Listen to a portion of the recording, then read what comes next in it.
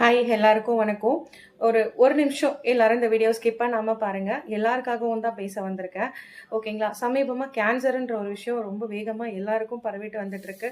இதுலேருந்து நம்மளை எப்படி சேஃப் பண்ணிக்கலாம்? எனக்கு தெரிஞ்ச இன்னைக்கு ஒருத்தர் கூட இறந்துட்டாங்க.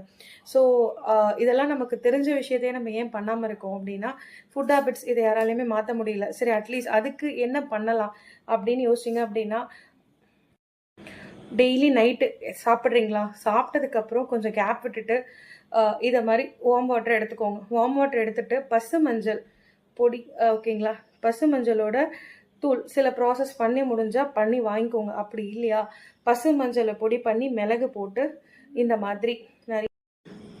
ஸோ செகண்ட் ரெமெடி, ஃபஸ்ட்டு வந்து நைட் இதை குடிச்சிடுறோம்.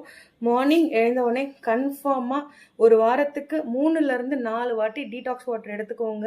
ஸோ நீங்கள் வீட்டில் ப்ரிப்பேர் பண்ணாலும் சரி, இல்லை வெளியில் வாங்கினாலும் சரி, இல்லை எங்ககிட்ட வாங்கினாலும் சரி, இதெல்லாம் தயவு செஞ்சு மறந்துடாதீங்க. ஒரு வாரத்துக்கு 3-4 வாட்டி. ஏன்னா நம்ம சாப்பிட்ற ஃபுட்டு எல்லாத்துலேயுமே இப்போல்லாம் மெடிசன். ஸோ நம்ம தான் நம்மளை கேர்ஃபுல்லாக பார்த்துக்கணும், சரியா? ஸோ நைட்டில் கண்டிப்பாக வந்து இந்த மஞ்சள் தண்ணி குடிக்க மறக்காதீங்க, ஓகேங்களா?